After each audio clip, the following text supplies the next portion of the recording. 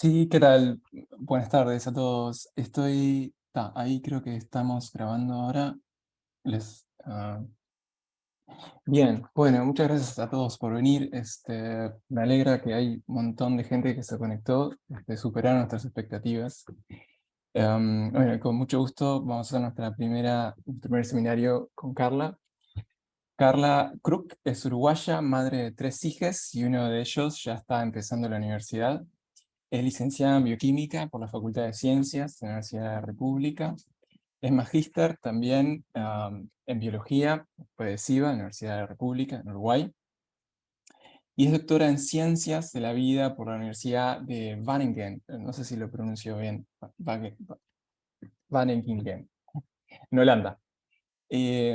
Actividad docente, es docente del Instituto de Ecología y de Ciencias Ambientales, en la Facultad de Ciencias de la Universidad de la República. En Uruguay, docente asociada al Departamento de Modelización Estadística de Datos e Inteligencia Artificial del CURE, el Centro Universitario Regional del Este, que también es parte de la Universidad de la República en Uruguay, y es docente asociada al Laboratorio de Ecología Microbiana Acuática del Instituto de Investigaciones Biológicas Clemente Estable del Ministerio de Educación y Cultura en Uruguay. El trabajo de Carla se centra en la ecología funcional de comunidades biológicas y ecosistemas acuáticos y su aplicación a problemáticas de calidad de agua y efectos sobre la salud. Carla Kruk es una investigadora y docente muy activa, tanto localmente como internacionalmente, es miembro de la red Microsudacua y cuenta con una amplia producción bibliográfica y es un gran gusto para nosotros tenerla ahora iniciando nuestros seminarios. Bueno, Carla, cuando quieras podemos empezar. Bueno, muchas gracias por la invitación y la oportunidad de abrir esta serie de seminarios, que estaría buenísimo después seguir participando. Me parece que está buenísimo quedarme en este grupo. Me parece que también está constituido por investigadores e investigadoras que tienen ya una larga trayectoria, entonces también me gustaría escucharlas a ustedes más adelante, cuando tengan ganas de contar lo que están haciendo. Bueno, les voy a compartir entonces. Allá vino Melina, que es coautora de este trabajo. Bien, Melina. Un poco les preguntaba por qué les interesaba en particular este trabajo que vamos a compartir hoy. Entonces, si es de interés y quieren hacer preguntas de algunas cuestiones que vayan apareciendo a lo largo de la charla, les pido por favor que pregunten y consulten si quieren en el momento. Yo no tengo problema en irlo entrelazando las preguntas o las sugerencias o los comentarios que tengan ustedes con lo que vengo diciendo. Si no quieren hacerlo al principio, también al final la idea es tener el espacio de intercambio. Así que como mejor les resulta. También les decía que si ven que no me entienden, porque a veces hablo así medio apretadito, o voy muy lento o muy rápido, también avísenme, ¿está? Bueno, gracias por la presentación. Entonces les vamos a contar este trabajo que de alguna manera intenta contribuir al desarrollo que hizo Colin Reynolds durante su vida al estudio del fitoplancton. Y en ese cuento la idea es recordar un poco de qué se trata esta clasificación, porque quizás haya alguien en el público bueno, que no la conozcan, y está bueno como refrescar de qué se trataba y cuáles son los objetivos de esta clasificación funcional desarrollada por Reynolds. Después contarles un poco la hipótesis de trabajo y en base a esa hipótesis el objetivo que tenía y tiene el trabajo, que también me gustaría compartir con ustedes si realmente hemos logrado contribuir de alguna manera a que puedan usar más fácilmente esta herramienta o no, o ven que tiene limitaciones que quizás podamos ajustarlas. Bueno, después, bueno, el objetivo de trabajo, los resultados y algo de perspectivas. Bueno, como marco, lo que nos pasa con el fitoplancton y nos pasa a todos nosotros y nosotras con los microorganismos es que en general tenemos muchísimas especies, de la manera que sea que se determinen, ¿verdad? Con las herramientas que sean, especies o poblaciones u organismos con diferentes características, y en general lo que queremos hacer es tener alguna herramienta para organizar la información que nos permita responder preguntas, hacer predicciones, entender qué es lo que está pasando en ese ambiente, cómo va a cambiar con cambios, por ejemplo, cambios climáticos. Entonces tendemos a organizar la información de algún tipo, o buscamos información organizada de algún tipo. Entonces tenemos esos dos extremos, lo que serían las unidades tradicionales como las especies o los genes o los organismos, hasta estimadores globales como la biomasa total que puedan tener, o el conteo de heterótrofos totales, o sea, estimadores globales. Entonces la intención de estas clasificaciones, de estas herramientas, como es la clasificación de Reynolds, es buscar una agregación de la información que reduzca la dimensión del problema para poder trabajar con ese problema sin perder información que sea fundamental para entenderlo, para ver cuáles son sus efectos, cuáles son sus causas y cuáles son los procesos que están determinando los mecanismos subyacentes, digamos, a los patrones que estamos observando. Entonces, bueno, tradicionalmente se usan diferentes aproximaciones como especies dominantes, grupos taxonómicos, que son situaciones en el medio entre especies y estimadores globales, pero bueno, tienen algunas limitancias, pero vamos a ver que en este caso volvemos de alguna manera a retomar esa clasificación tradicional, y en ese sentido también es importante, cuando uno está investigando estos temas, rever los trabajos pasados, revisar las cosas que se han hecho antes y estar todo el tiempo, digamos, sosteniendo y analizando las publicaciones o los trabajos que pueden ser antiguos, pero que en realidad seguramente fueron por el mismo camino y tuvieron los mismos problemas y buscaron alternativas, que pueden seguir siendo exitosas. Bueno, un poco esto de Reynolds es, ¿sí? Carla, perdón. Dicen porque se ve en la pantalla,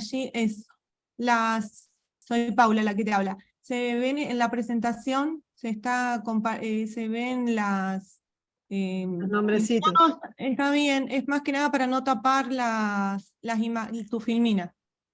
Capaz de si las podés correr un poquito para arriba. ¿Ahí? Ahí, perfecto. Gracias. Había apretado otro botón. Bueno, entonces, estos grupos de Reynolds son uno de los productos del trabajo de este investigador inglés más utilizado por mayor cantidad de ecólogos y ecólogas de fitoplancton. Ahí tenemos una revisión que hicimos con Melina y con Vera sobre los grupos de Reynolds, y la cantidad de publicaciones que hay que siguen generándose es enorme. No sé, creo que hay alrededor de 1500 publicaciones ya que utilizan esta herramienta de los grupos funcionales. ¿Por qué las utilizan? ¿Por qué utilizan esta forma de agrupar a las especies o las poblaciones o los organismos? Porque tienen la capacidad de representar la diversidad de situaciones que hay en los sistemas lacustres, ¿no? En los lagos, ríos, embalses continentales.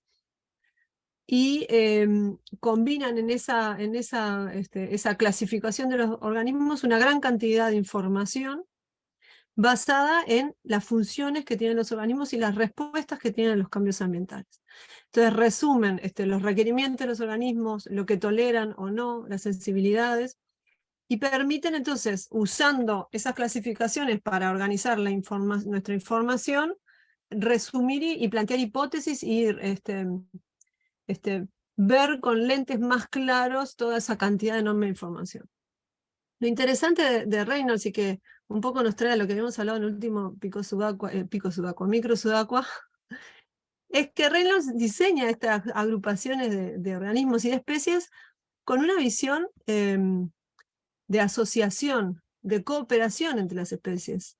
Eso en los años 80 empieza con esa idea de que son organismos que aparecen juntos, simultáneamente, y de alguna manera interaccionan entre sí, dominan juntos en determinadas condiciones. Esa idea después se fue como modificando hasta los últimos años, donde él abandonó esta idea de ensamblaje y de asociación para pasar a grupos funcionales.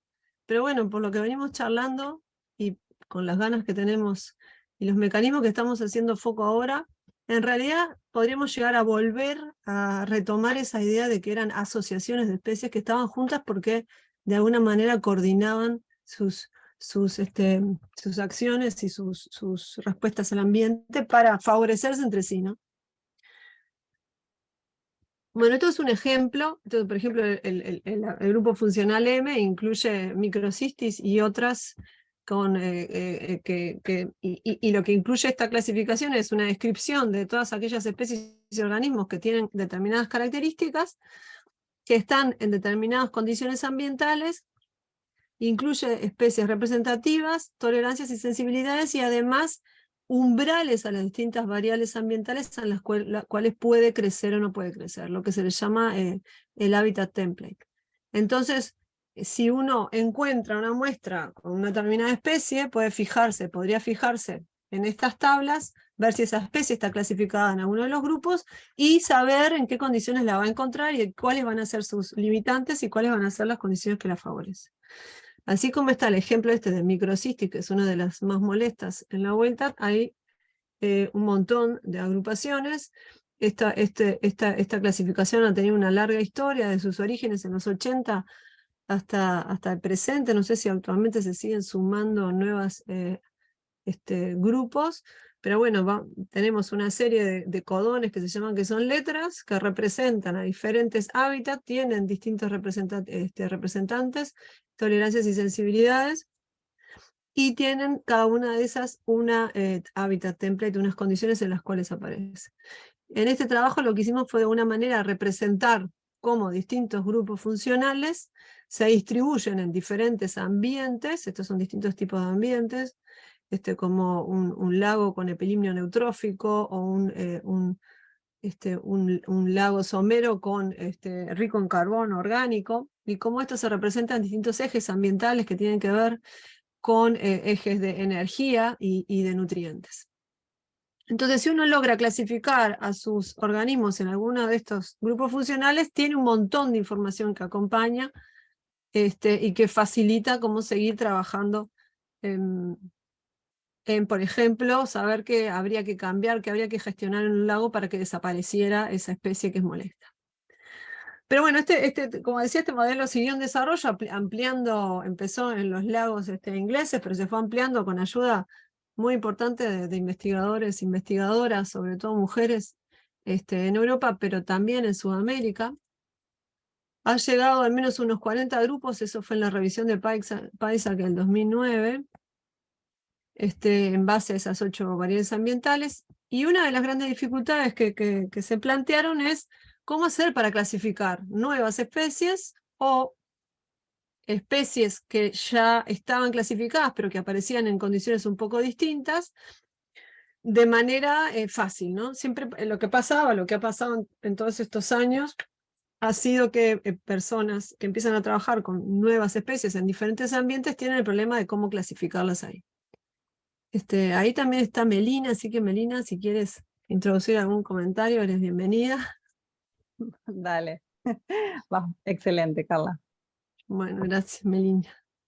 Entonces, bueno, un poco la contribución que queríamos hacer era buscar alguna herramienta, un modelo estadístico que permitiera clasificar fácilmente a nuevas especies, o a especies que estaban en otras condiciones, o a poblaciones con características diferentes a las poblaciones usadas para generar las clasificaciones, con esta herramienta.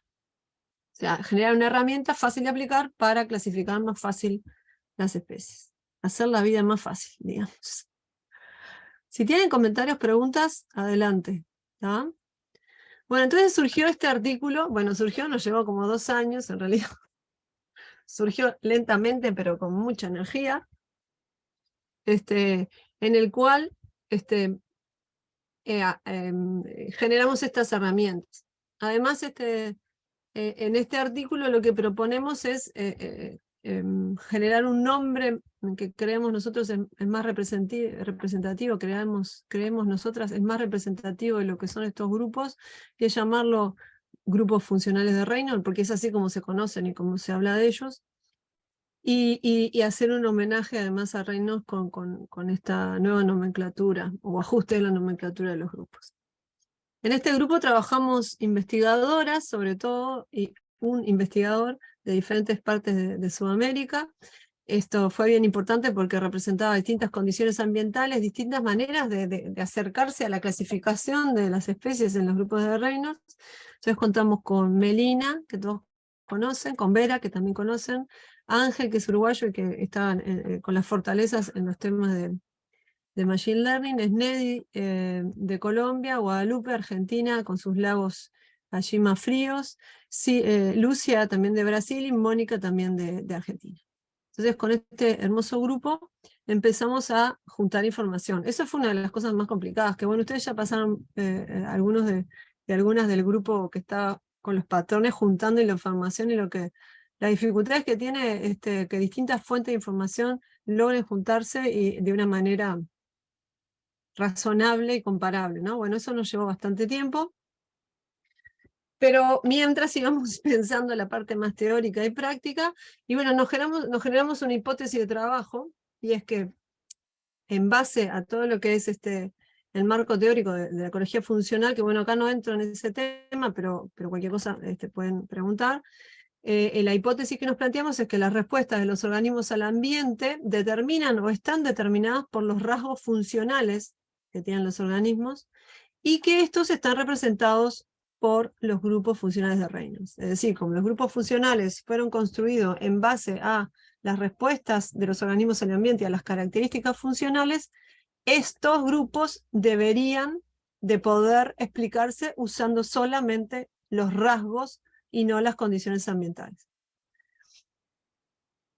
¿Por qué? Porque una de las dificultades, o la principal dificultad de clasificar a las especies en los grupos funcionales era justamente que había que tener conocimiento primero de la taxonomía, identificar bien la especie, después de las condiciones ambientales en las cuales estaba, después en cuáles podrían llegar a ser su respuesta frente a diferentes cambios ambientales, y después de tener toda esa información, preguntarle a Reynolds o alguna de las coautoras de esa clasificación cómo hacer, si estaba bien o no estaba bien clasificado, y en general había problemas y discusiones bastante importantes. Entonces la hipótesis nuestra es que, bueno, debería de haber rasgos funcionales que pudieran clasificar las especies en estos grupos funcionales sin usar el conocimiento experto, sin escribirle un mail a Reynolds y sin usar datos ambientales, porque también esa era un poco la discusión de esta aproximación, que se planteaba como algo circular. Bueno, si necesitas los rasgos, necesitas las condiciones ambientales, necesitas la fisiología, al final necesitas todo para resumir en un grupo lo que está pasando con el fitoplancton. Y bueno, el planteo aquí es que los rasgos funcionales deberían de ser suficientes. Entonces, la predicción dentro de esta hipótesis es que los rasgos funcionales son suficientes. Además, elegimos rasgos funcionales de fácil estimación, por ejemplo, rasgos morfológicos, como el tamaño, la forma, la presencia o no de flagelos, etc. Y la agrupación en grandes grupos taxonómicos. Esto también fue una gran discusión. ¿Cómo los agrupamos? Ustedes saben cómo ha variado todo el tema filogenético y las relaciones filogenéticas de las especies. Bueno, esto fue algo básico, como lo primero que aprendés cuando empezás con fitoplancton. Estas son diatomías céntricas, estas son diatomías pernadas, estas son cianobacterias notocales, oscilatoriales, crococales. Esa clasificación básica o gruesa filogenética fue lo que usamos. Cosa de que fuera fácil poner la muestra en el microscopio, mirar a qué grupo estaba y ver si tenía, medir el tamaño y ver si tenía o no flagelo. Esto no quiere decir que la información ambiental no sea importante, pero sí quiere decir que los rasgos funcionales o esas nuestras hipótesis van a ser suficientemente robustos para resumir las respuestas a los cambios ambientales. Entonces, nuestro objetivo fue construir un modelo estadístico basado en rasgos fáciles de medir que clasificara las especies o organismos en grupos funcionales, en estos grupos funcionales. Bueno, entonces para hacer esto generamos una gran base de datos bien interesante que ojalá la podamos usar en otras instancias también. Algo así como 1.300 especies distintas, 3.300 y pico de poblaciones diferentes, los 11 rasgos morfológicos, 13 grupos taxonómicos y más de 250 cuerpos de agua en diferentes zonas de América, Europa y Estados Unidos. Ahí hay un resumen, no vale la pena, pero bueno, el artículo tienen como los distintos ambientes que se usaron y un resumen de las características que tienen esos ambientes. Bueno, ¿y qué rasgos utilizamos? Esto es importante para quienes quieran usarlo, después cómo medir y cómo definir los rasgos que se van a incluir. O sea, cuando empezamos a generar ese modelo, elegimos un total de 11 rasgos morfológicos y 13 grupos taxonómicos, de los cuales vamos a ver que después algunos no se incluyeron por no ser necesarios. Entonces, por ejemplo, estaba el volumen, la presencia no de aerótopos, la presencia no de heterocitos, algunos son valores continuos que hay que medir, otros son valores categóricos, y la clasificación en diferentes agrupaciones taxonómicas. Siempre la unidad de trabajo es el organismo, o sea que si es una célula unicelular, o es una colonia, o es un filamento, es un organismo que va a tener diferentes formas de vida. Y los datos morfológicos se toman para cada población, es decir, para cada momento y sitio se promedian, pero no se promedian todos los sitios para la misma especie. ¿Por qué? Porque lo que queremos representar en esta aproximación es que las funciones de los organismos, de las especies, varían en distintos momentos, en distintas partes del ciclo de la vida. Una microcistis puede estar en células individuales o puede ser una colonia mediana, grande y enorme. Entonces esa información tiene que estar discretizada. O sea, no vamos a promediar, no es lo mismo una floración de microcistis al principio de la temporada estival que al final de la temporada estival. Tanto es así que la toxicidad varía a lo largo del ciclo de vida. Es un ejemplo para microcistis, pero bueno, la idea es eso, considerar la variabilidad intraespecífica de la funcionalidad de los organismos. ¿Se entiende eso?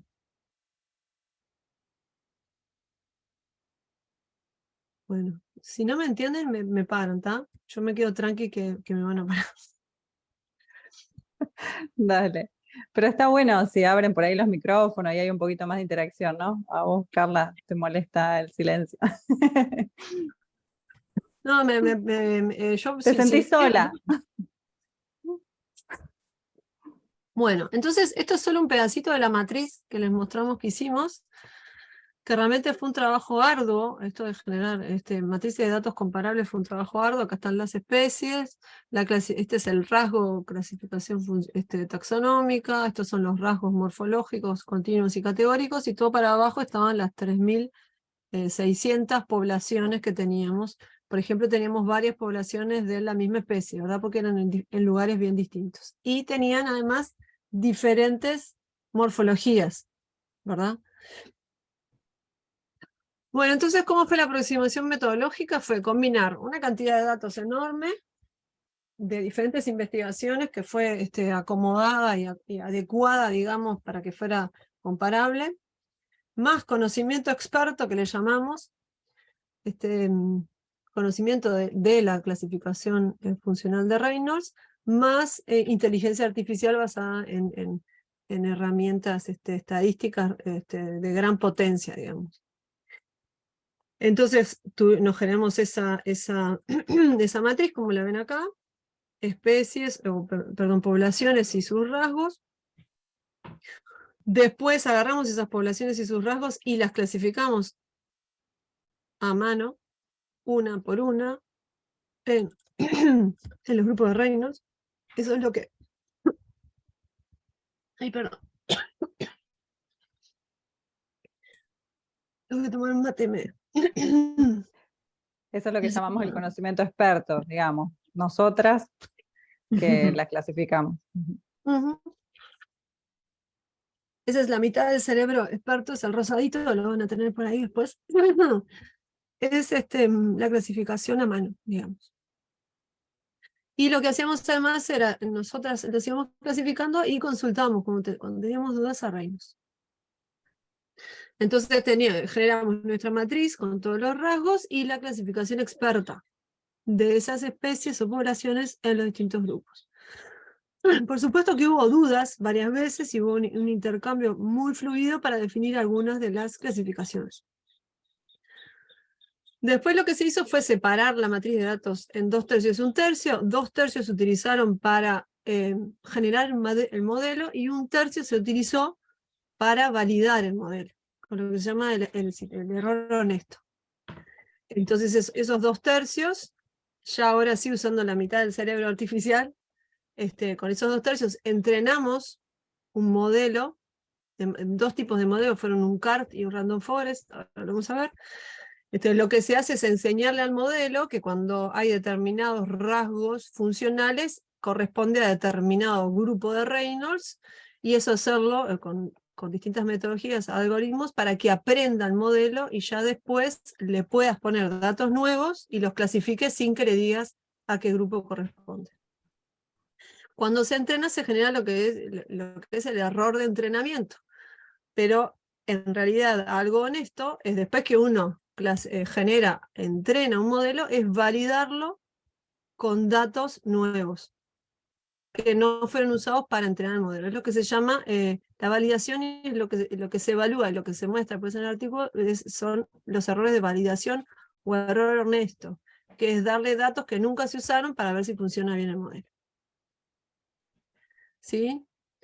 Entonces tenemos la matriz, la clasificación hecha por nosotras, las expertas, con ayuda de Reynolds, y la generación del modelo y su validación.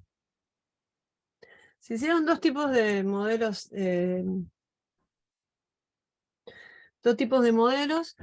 Uno fueron el CART. El CART que es un análisis de clasificación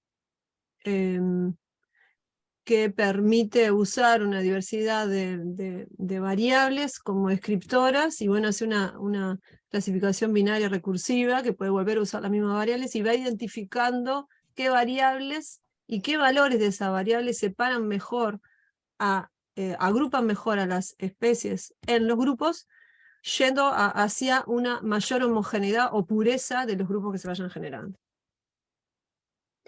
Entonces eso se hace muchas veces hasta llegar a un árbol óptimo, un árbol que tiene la mejor o la mayor pureza posible de los nodos o los grupos que se va a generar. Y por otro lado, hicimos Random Forest, que los Random Forest son muchos cards, donde se va haciendo un bootstrapping de los datos para construir cada uno de esos cards, y luego se hace una conjunción de los resultados y se genera un modelo Random Forest que el modelo de CART, el modelo Random Forest tiene mayor potencia y tiene mayor capacidad, digamos, de generar modelos con menores errores, pero es como una caja negra, no se sabe exactamente por qué se separaron de qué manera en los grupos, ¿verdad? Pero el CART, por otro lado, si bien es un resultado menos estable y con un poco menos de potencia, lo que nos permite es generar una clave, digamos, un árbol de decisión que nos permite ver cuáles fueron los valores que fueron separando, no solo los rasgos, sino cuáles valores de esos rasgos fueron los que nos permitieron ir separando, clasificando las especies. Bueno, entonces lo que generamos fue, tenemos acá toda nuestra matriz de las especies y poblaciones y sus rasgos, la clasificación experta, la clasificación por el Random Forest y la clasificación por el CART. Y lo que hacemos luego es comparar, para ver cuán buenos fueron los modelos, es comparar la clasificación experta, que creemos que es la que está bien, con la clasificación hecha por el algoritmo, por la inteligencia artificial. Entonces, el modelo que tiene menores errores, los errores son clasificar a una población en un grupo que no corresponde con el generado por los expertos, esos tienen mayores errores. Cuando el grupo en el que se clasifica la especie es del mismo grupo que el experto, es un acierto, ¿verdad? Entonces, errarle respecto al experto es un error, y acertarle es un éxito. Entonces, con esa información es que tenemos lo que se llama la matriz de confusión. En esta matriz de confusión lo que se hace es comparar la clasificación de las poblaciones hecha a mano por expertas con la clasificación generada por el Random Forest. Esto para el modelo de validación, no el de entrenamiento. Entonces lo que se ve acá son todos los grupos funcionales de los dos lados. Acá es donde lo clasificamos nosotras y acá es donde lo clasificó el modelo. Cuando está bien clasificado, coinciden, digamos, las dos aproximaciones, quedan en la línea del medio. Como podrán ver, gran parte de los grupos están en el medio y algunos quedan por fuera. Entonces, en general tuvimos un éxito bastante grande. Acá tenemos el CART y el Random Forest. El Random Forest tuvo un mayor éxito de clasificación. O sea, el número de éxitos sobre el total de casos es el éxito total. El error total fue bastante bajo, de un 11%, o sea, de todos los 3.600 casos, erró en un 11% a la asignación respecto a lo que habían dicho los expertos. Y tuvimos un porcentaje promedio por grupo funcional, en el caso de Random Forest, del 84%. O sea que los modelos anduvieron muy bien. Mejor el Random Forest que el CART, que era un poco lo que esperábamos. Hubo algunas especies o grupos, de reinos que tuvieron menor éxito, que fueron el S2, el H2 y el MP. No importan si no los conocen, pero esto estuvo principalmente debido a una baja cantidad de casos. O sea, estos modelos necesitan o funcionan mejor cuando hay muchos casos. En particular, para estos grupos teníamos pocos casos y bueno, entonces no pudo aprender porque no le enseñamos lo suficiente. Lo que tiene de ventaja este modelo es que uno lo puede seguir mejorando si le agrega nuevos casos. Entonces podría ir mejorando y mejorando estas que anduvieron mal, o se le podrían agregar nuevos grupos y generar nuevas clasificaciones para los grupos que no habíamos incluido.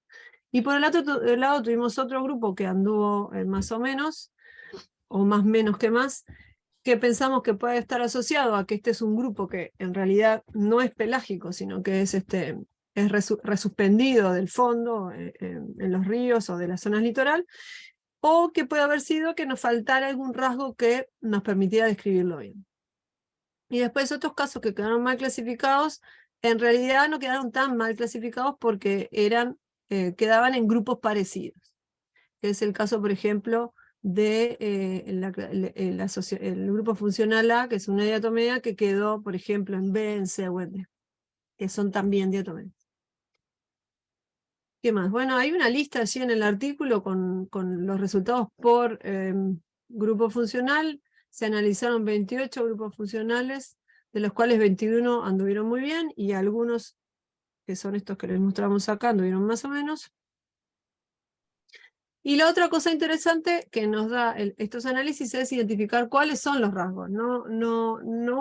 El modelo no tomó todos los rasgos que le pusimos, no tomó los 11 morfológicos, sino que tomó la clasificación taxonómica, el MLD, que es el largo, el lineal máximo, el volumen y la presencia de flagelo como los más importantes. ¿Por qué tomó esto? Primero que nada, ¿cómo analizamos esto? Bueno, primero que nada que la clasificación taxonómica anda bárbaro. No hay que abandonar la clasificación simple y tradicional taxonómica que venimos usando desde siempre, porque representa muy bien las respuestas de los organismos a los cambios ambientales.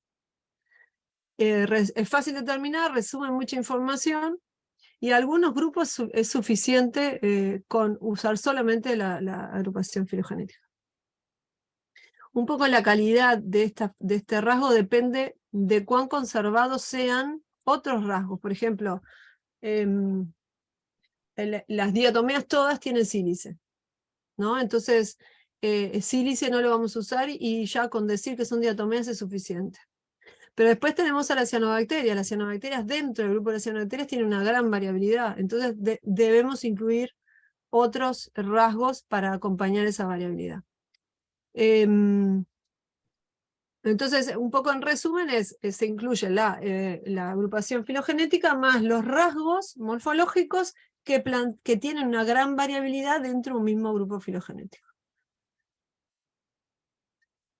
¿Qué otra cosa generamos? Generamos, entonces, es un poco el análisis de los resultados, y la idea original era generar, además de mostrar que los rasgos funcionales realmente resumen la información y pueden ser utilizados para clasificar más fácil a las especies, era generar herramientas para facilitar esa clasificación. Una de las herramientas estuvo basada en el CART, y es esta clave dicotómica, que bueno, se usa como una clave para identificar especies, y se va clasificando a lo que tú tienes en el microscopio en función de estos distintos rasgos. Por ejemplo, si es clorofita, xanthofita o crisofita, o criptofita, y tiene flagelo o no tiene flagelo, después de eso te fijas en el tamaño y ahí la clasificas en distintos grupos funcionales. Y la otra herramienta que generamos fue el modelo de Random Forest, que ustedes pueden ir a buscar la información, bajarse el código en R, leer el README y aplicarlo a sus matrices, que tienen que estar organizadas, como mostramos al principio, con las filas, las poblaciones, y las columnas, los rasgos que finalmente fueron seleccionados. Entonces, en resumen, en conclusiones, creo que ya pasé la media hora. Los resultados refuerzan las bases funcionales de los grupos funcionales de Reynolds y apoyan a los rasgos morfológicos y a los grupos taxonómicos como buenas proxies de la respuesta del fitoplancton a las condiciones ambientales. Se generaron estas dos herramientas que les comenté recién. Y bueno, lo bueno de estas herramientas es que pueden seguir mejorándose y ampliándose. Hay 28 grupos funcionales incluidos, se podrían agregar más o no, y se pueden agregar más especies o se puede probar con otros rasgos, etc. Y como perspectivas que nos habíamos planteado en el artículo, que bueno, nunca llegamos a ese nivel, es ahora analizar las condiciones ambientales directamente que favorecen a cada uno de estos grupos funcionales. Así que por ahí terminamos. Muchas gracias. Así, ¿preguntas? ¿Dudas? ¿Quejas?